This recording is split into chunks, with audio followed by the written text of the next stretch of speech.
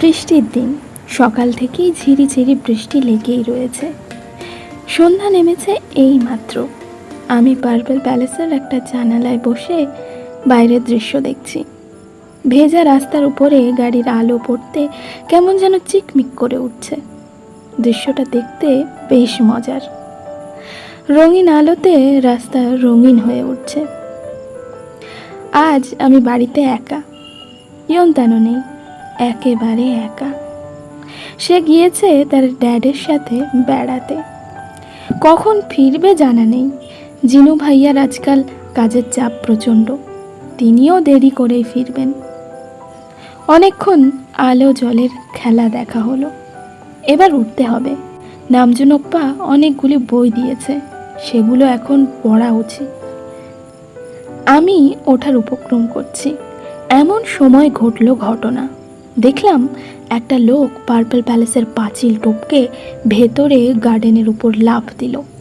আমার বন্দুকটা কাছাকাছিই ছিল, চট জলদি হাতে তুলে নিলাম। হ্যাঁ, লোকটা এদিকেই আসছে।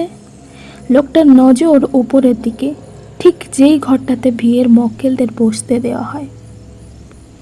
ও ঘরের জানালা খোলা আছে। সর্বনাশ!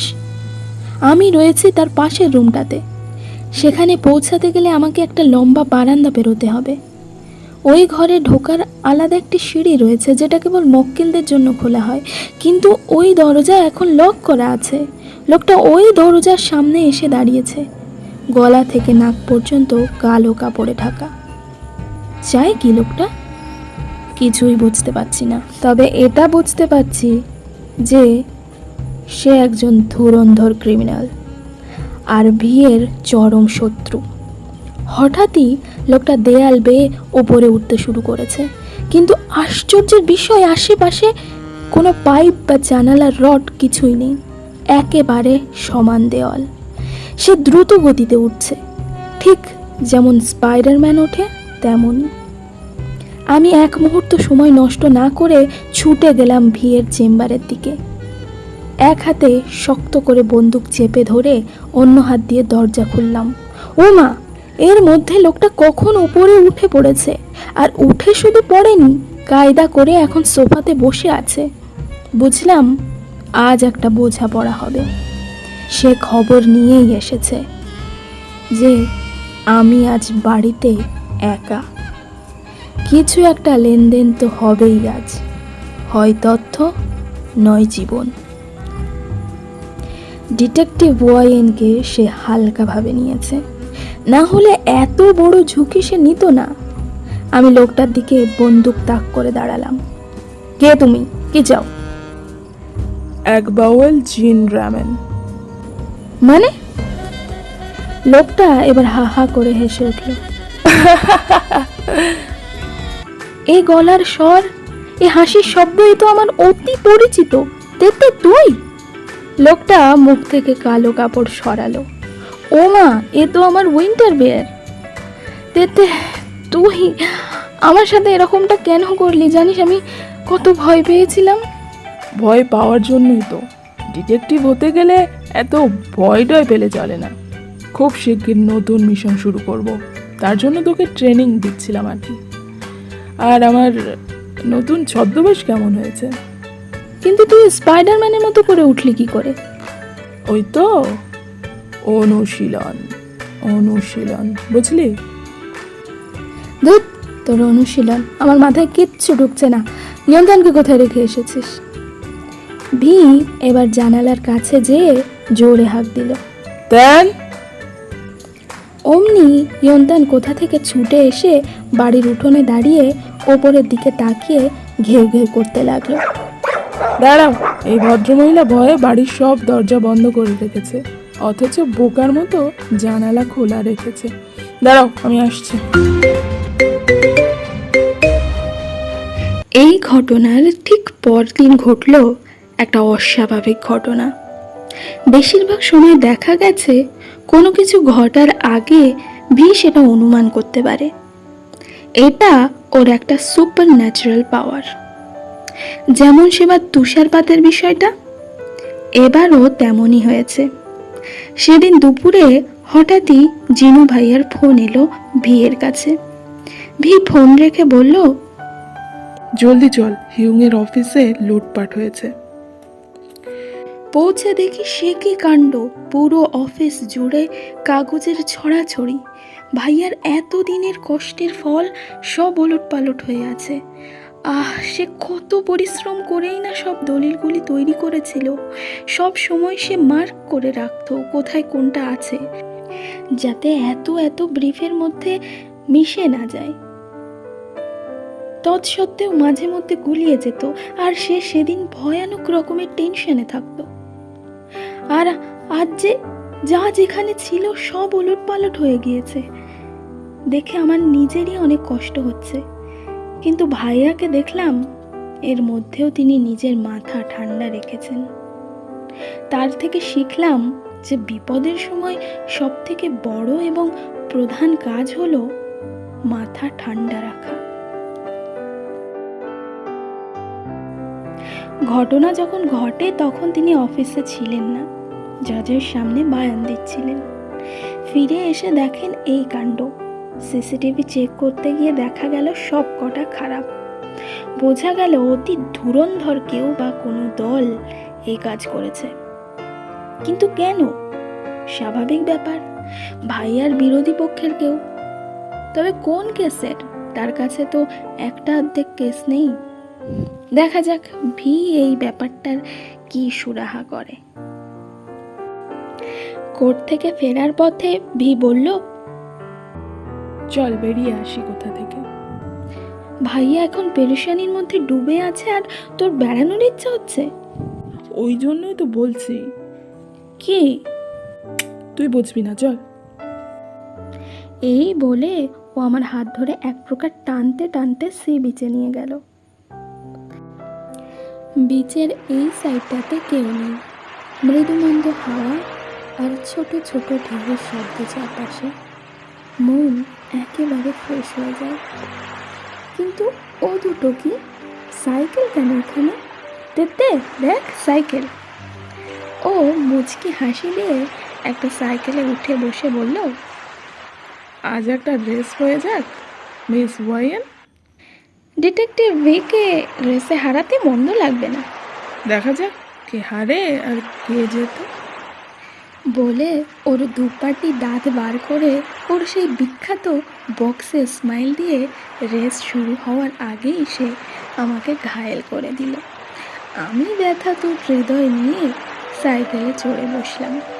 এই ব্যথা আমার পায়ের জোর অনেক বাড়িয়ে দিয়েছিল, তাই শেষ পর্যন্ত আমি জিতে গেলাম।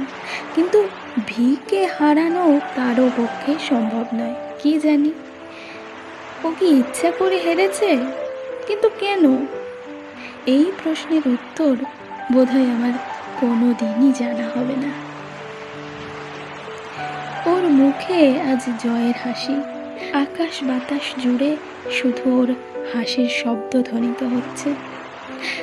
আমরা সাইকেল রেখে নিচে নেমে এলাম। অনেক দিনের ইচ্ছা ছিল জলে পা ডুবিয়ে হাঁটব। আজ ইচ্ছাটা পূরণ হয়ে গেল। আমি একটা ঝিনুক কুড়িয়ে নিলাম। কি জানি এর ভিতরে মুক্ত আছে কিনা। ভিয়ের সাথে থাকলে সময় যে কত দ্রুত এগিয়ে যায় টেরই পাওয়া যায় না। সূর্য অস্ত যাওয়ার উপক্রম হয়েছে। ভি বলল, চল এবার যাওয়া যাক। আমার মোটেও ফিরতে ইচ্ছে করছিল না, কিন্তু ভাইয়ার কথা মনে পড়তেই মনটা খারাপ হয়ে গেল। তাই বাড়ির পথ ধরলাম। আর বাড়িতে ফিরতেই মাথায় পড়ল বাজ। ওদিকে আমরা ঝিনুকের ভেতর মুক্ত খুঁজে বেড়াচ্ছিলাম, আর এদিকে চোরের দল এসে পুরো পার্পল প্যালেস তছনছ করে দিয়ে গেছে। হায় হায়, এটা কি হয়ে গেল? আমরা দরজা বন্ধ করে রেখে গিয়েছিলাম, কিন্তু জানালা বন্ধ করিনি। ওখান থেকেই ঢুকেছে। বোঝাই যাচ্ছে এই দুটো কাজই একই দলের কাজ। ওয়াইয়েন, এমন কিছু হতে পারে আমি তোকে বলিনি, করিনি সতর্ক আমি তোকে? বলেছিলি তো, কিন্তু আমি কি করব? আমি তো তোর সাথেই ছিলাম। আমি এই কথাটাই ওকে বলতে যাচ্ছিলাম, তখনই আমার মনে পড়ল ঝামেলার সময় জিনপ্পা কিভাবে নিজের মাথা ঠান্ডা রেখেছিল। ভিয়ের এখন মাথা গরম আছে, উল্টোপাল্টা বলে ওর মাথা আরো গরম করে দেওয়া ঠিক হবে না। আমি চুপ হয়ে গেলাম। স্বাভাবিকভাবেই চোরের দল জিনিসপত্র চুরি করতে আসেনি, তারা এসেছিল তথ্য লোপাট করতে। যেই সব তথ্য দিয়ে ক্রিমিনালদের মৃত্যুর ফরমান জারি করা হয়।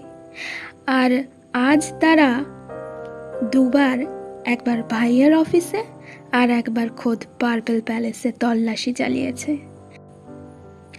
অহেতুক এইসব তাণ্ডব করে ওরা কেবল আমাদের কাজ বাড়িয়েছে, তাছাড়া কিছু নয়। আমি 100% নিশ্চিত তারা খালি হাতেই ফিরেছে, কারণ ক্রিমিনালদের শেষ করার তথ্য অন্য কোথাও নয়, বরং ডিটেকটিভ টেইহংয়ের ব্রেনে থাকে। তবুও আমাদের সতর্ক থাকতে হবে, তারা আবারও হামলা করতে পারে। আমরা কিন্তু এখনও জানতে পারিনি কারা এই কাজ করেছে। এর মধ্যে আমরা জানতে পেরেছি ভাইয়া একদিনেই সমস্ত কাগজপাতি গুছিয়ে ফেলেছে, তার মধ্যে সব কাগজই অক্ষত আছে। কিন্তু এখন প্রশ্ন হলো, তারা কোন কাগজটা নিতে এসেছিল? কোনো কাগজ হারালে হয়তো আমরা ওই সূত্র ধরে ক্রিমিনালদের কাছে পৌঁছতে পারতাম। এখন কেস অনেক জটিল হয়ে উঠেছে। এখনো পর্যন্ত সন্দেহ করার মতো কাউকেই আমরা পেলাম না। এভাবে কেসের সমাধান কি সম্ভব? কি জানি, হয়তো ডিটেকটিভ টেইহংয়ের কাছে সবই সম্ভব। ওর চিরাচরিত নিয়ম অনুযায়ী ও এখনও রুমের দরজা বন্ধ করে দিয়েছে, আর আমার অভিজ্ঞতা বলছে ও এখন ভেতরে বসে ধোঁয়া লাভ করছে, অর্থাৎ সিগারেটের ধোঁয়ার মধ্যে বসে নিজের ব্রেনের সাথেই নিজের আলাপ। এটাকে আমি নাম দিয়েছি ধোঁয়া লাভ। মানুষ প্রেম আলাপ করে, কিন্তু ও যা ব্যক্তি, ও কেবল ধোঁয়া লাভই করতে পারে। এই কেসের সমাধান করতে আমাদের বেশি সময় লাগেনি। যেমন করে নিজে থেকে কেস আমাদের কাছে এসে জুটেছে, তেমনি ওই দিন রাতে আমার কাছে সরাসরি ফোন এলো স্বয়ং ক্রিমিনালদের তরফ থেকে। হ্যালো, কে বলছেন? মিস ওয়াইয়েন। হা হা হা, আপনার বুদ্ধিমান পুরুষ ডিটেকটিভ টেইহং, সে মরবে, খুব শিগগির মরবে। হা হা হা হা। এই কথাটুকু বলেই ফোনটা কেটে গেল। কার এত বড় সাহস হতে পারে? কে করতে পারে এই ফোন? আমি ব্যস্ত হয়ে ভিয়ের কাছে গিয়ে নাম্বারটা দেখালাম। ও আমার ফোনটা নিয়ে শান্ত গলায় বলল, ঠিক আছে, তোর ফোন এখানে থাকলো, তুই যে বিশ্রাম নে। ওর মাথায় যে কি চলছে কে জানে। ও যখনই এমন শান্ত হয়ে যায়, তখনই ধরে নিতে হবে ও কোনো ক্লু পেয়েছে। কিন্তু যে এক্ষুনি যে লোকটা ফোন করে হুমকি দিল, তার কথাও ফেলে দেওয়া যায় না। আমি আমার তেতেকে কোনোভাবেই হারাতে চাই না। আমাকে সতর্ক থাকতে হবে। এর আগে আমরা বহুবার মৃত্যুর মুখোমুখি হয়েছি, কিন্তু এবারের শত্রুপক্ষ একেবারে আমাদের বাড়িতেই উঠে এসেছে। এটাকে হালকাভাবে নিলে চলবে না। বাড়ির সব জানালা দরজা বন্ধ আছে কিনা আমাকে দেখতে হবে। নিচের রুমগুলো দেখে আমি উপরে গেলাম। হঠাৎই পেছন দিক দিয়ে কেউ আমার মাথায় জোরে মারল। তারপর আমার আর কিছু মনে নেই। যখন চোখ খুললাম, দেখি আমার হাত পা বাঁধা। কোথায় আমি? আর ভি কোথায়? হে আল্লাহ, হেফাজত করুন। জানি না সে আদেও বেঁচে আছে কিনা। তেতে, কেন তোকে ডিটেকটিভই হতে হলো? অনেক চেষ্টা করে হাতের বাঁধন খোলার চেষ্টা করলাম, কিন্তু পারলাম না। একটু পরে দরজা খোলার শব্দ হলো। একজন মহিলা ভেতরে প্রবেশ করলো। চল ওঠ। কে তুমি? এটা কোন জায়গা? এটা তোর জাহান্নাম। চল, কোথাও যাব না আমি। কিম টে ইয়ং কোথায়? তাকে কোথায় রেখেছো তোমরা? বলো, কোথায় রেখেছো? ও, তাহলে এই অবস্থাতেও তোর ওই টিকটিকির কথা মনে পড়ছে? চল, তোকে তোর বুদ্ধিমান পুরুষের সঙ্গে শেষ দেখা করিয়ে নিয়ে আসি। শেষ দেখা মানে? তাকে কি করেছো তোমরা? চল, দেখবি, চল। কেমন তার বুদ্ধি শুদ্ধি সব ভরে গিয়েছে দেখবি। সে কেমন আমাদের পোষা কুকুরে পরিণত হয়েছে দেখবি, চল। মহিলাটি আমাকে টানতে টানতে একটা রুমের সামনে নিয়ে গেল। ভেতর থেকে একজন এসে মহিলার কানে কানে কিছু বলে চলে গেল। আমি খুবই দুঃখিত ওয়ায়েন, আই এম সো সরি। যে দৃশ্য আমি তোকে দেখাতে চেয়েছিলাম তা আর দেখাতে পারছি না। আমার লোকজনের রাগ একটু বেশি। বেচারা কুকুরটাকে মারতে মারতে মেরেই ফেলেছে। কি বলছিস কি তুই শয়তান? আমি হাত বাঁধা অবস্থায় মহিলার উপর ঝাঁপিয়ে পড়লাম।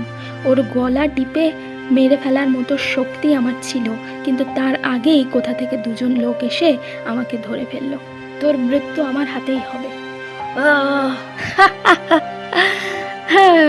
তাহলে একটা বোঝাপড়া করা যাক। সামনের রুমের দরজাটা আবার খুলে গেল। ঘরের ভেতরে ওটা কি? কি দেখছি আমি? এখানে কফিন রাখা কেন? না, আমি হয়তো ভুল দেখছি। ভুল তো হতেই পারে। আমি কেন ভুল দেখছি না? তেতে ও হয়তো আগে থেকে জেনে গিয়েছিল সে আর বাঁচবে না। ওই জন্যই সে আমাকে সি বিচে নিয়ে গিয়েছিল জীবনের শেষ সুন্দর মুহূর্ত কাটানোর জন্য।